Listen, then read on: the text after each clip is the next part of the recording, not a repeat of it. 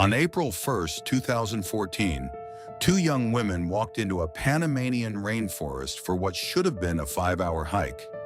They never walked out. Kremers was 21. Lisanne Froon was 22. Best friends from the Netherlands, they'd saved up for 6 months to volunteer with children in the mountain town of Boquete. That morning, they said goodbye to their host family, grabbed a small backpack, and set off up a trail called El Pianista. By nightfall, they hadn't returned. For 10 weeks, search teams found nothing.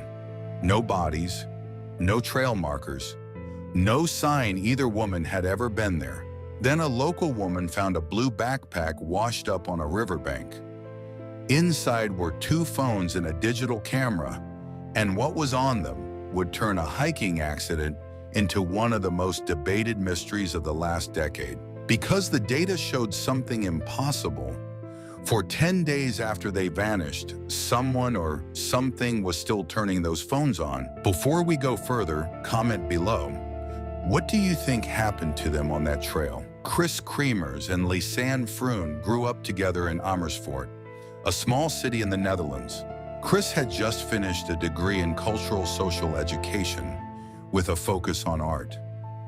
Lisanne had graduated in applied psychology and was a competitive volleyball player. Friends described Kris as creative and easygoing, and Lisanne as thoughtful, driven, and a planner, the kind of person who mapped things out in advance. A few weeks before the trip, Lisanne moved in with Kris, and the two worked together at a small cafe in town to save money. They weren't just going on vacation.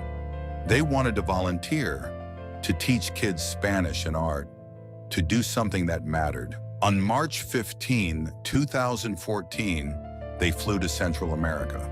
They spent 2 weeks traveling through Panama, learning Spanish and meeting other travelers. By March 29th, they'd settled into Boquete, a cool mountain town near the Baru volcano, where they were staying with a host family and preparing to begin volunteer work at a local school. They had a few free days before classes started, so they decided to hike. On the morning of April 1st, Kris and Lisanne left their host family's home around 11 a.m. They planned to walk the El Pianista Trail, a well-known, well-traveled route that climbs through cloud forest to a scenic overlook, then loops back down. Locals hiked it constantly. Tour guides considered it safe enough for casual visitors. Round trip, it usually took 5 to 6 hours. They posted on Facebook that they intended to explore around Boquete that day. They never came back. The next morning, April 2nd, they missed a scheduled meeting with a local guide. Their host family grew concerned, but in a small town, in a country where hikers sometimes lose track of time, a missed appointment isn't automatically alarming. It took a few more days for real alarm to set in. By April 6th, 5 days after they vanished, their parents had flown to Panama. So had detectives from the Netherlands. Local police, search dogs, and volunteers combed the jungle for 10 straight days. They found nothing. No footprints beyond the known trail. No torn clothing snagged on branches. No sign either woman had gone off route. The search wound down without a single confirmed clue. If you were part of that search team, knowing the trail was considered safe and well-traveled, what would you have looked for that they might have missed? 10 weeks passed with no answers. Then on June 14, 2014, a local woman found a blue backpack on the bank of the Culebra River near a village called Alto Romero, well outside the marked trail.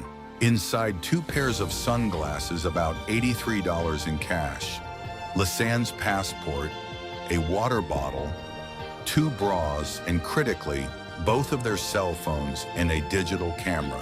Investigators went through the devices immediately, and what they found didn't match a simple hiking accident. Phone records showed that within hours of starting the hike, both women had tried repeatedly to call for help, dialing Panama's emergency number and the Dutch emergency number over and over.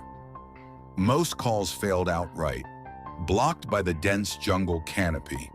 One call out of dozens of attempts connected for about 2 seconds before cutting out. Lisanne's phone died on April 4th and was never used again. But Kris's iPhone kept getting turned on.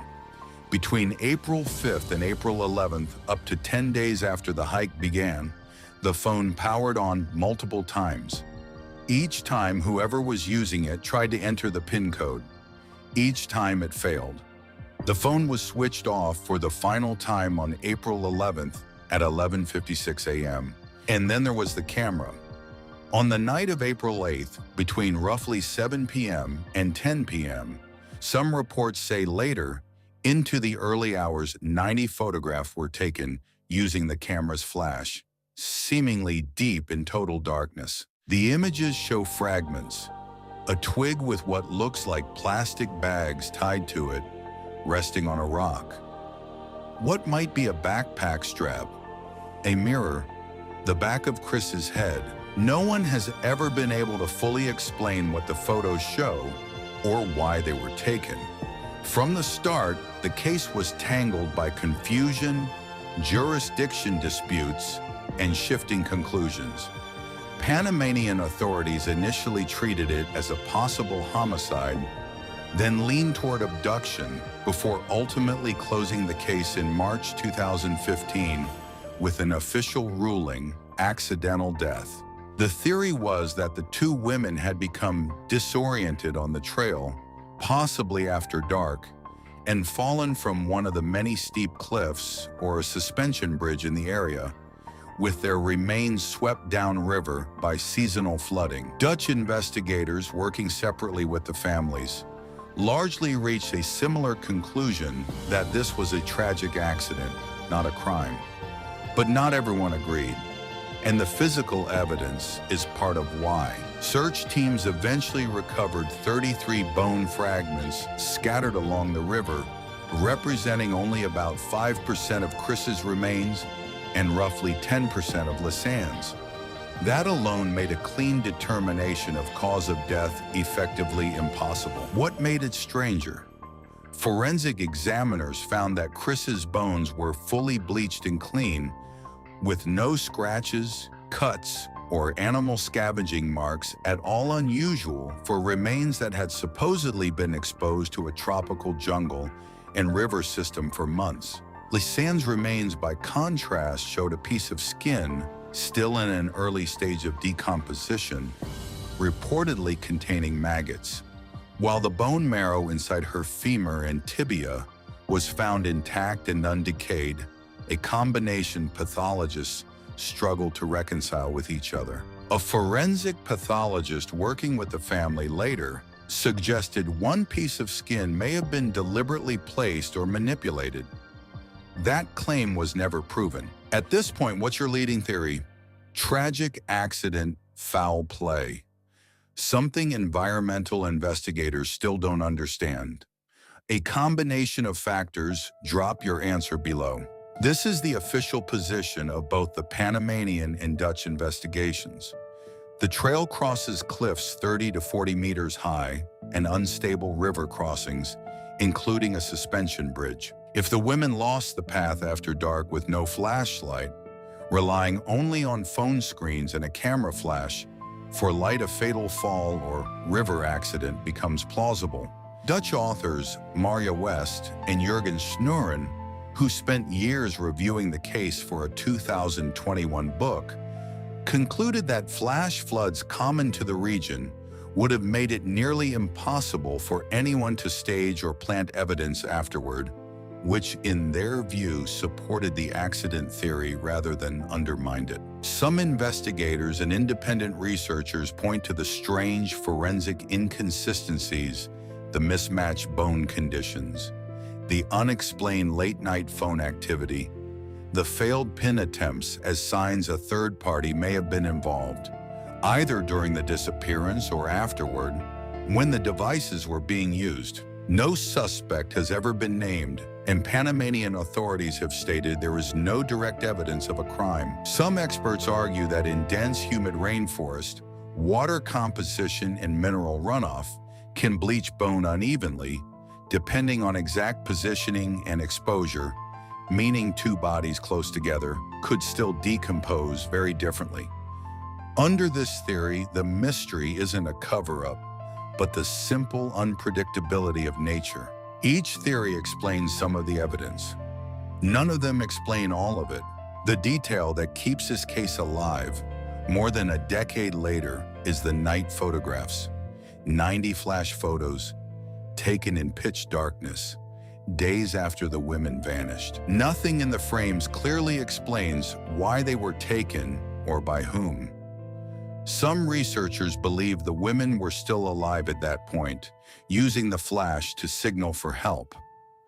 Others believe the photos were accidental, the camera triggered blindly in the dark by someone searching a bag for supplies. Independent researchers, including a French investigator who has made repeated expeditions into the jungle over the following decade, trying to match the photo locations to real terrain, still return to this case looking for the exact spot where those photos were taken. As of the most recent public reporting, no one has definitively matched the images to a location, and no new physical evidence has surfaced that changes the official 2015 ruling. Honestly, do you think this case will ever be fully solved, or is some of it simply unknowable? Officially, the case is closed. Panamanian authorities ruled it an accident in March 2015, and the families of Kris and Lisanne buried their daughters in the Netherlands. A small memorial now stands along the El Pianista Trail, near the overlook the two women reached on their final hike. But the case has never really gone quiet. Online communities continue to analyze the surviving photographs frame by frame. New books, podcasts, and documentaries revisit the timeline every few years, and researchers still occasionally travel to Panama to walk the trail themselves. For the Kremers and Froon families, the passage of time hasn't erased the central, unbearable fact. They still don't know, with certainty, what happened to their daughters in those final days. This case is a reminder that not every mystery ends with a clean answer. Two young women went for an afternoon hike on a trail hundreds of people had walked safely before them. Whatever happened after that, whether it was a fall in the dark, something environmental science still can't fully explain, or something else entirely, the truth may be sitting somewhere in that jungle, or in data on a phone no one can fully interpret anymore.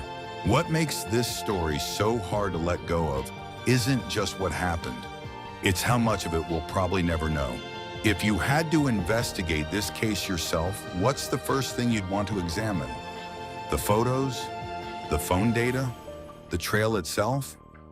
Let us know below. If this case stays with you, let us know in the comments, and if you want more deep dives into real unsolved mysteries, hit subscribe and turn on notifications. We cover disappearances, cold cases, and investigations that are still open. Every week, some cases close on paper. They don't always close in real life.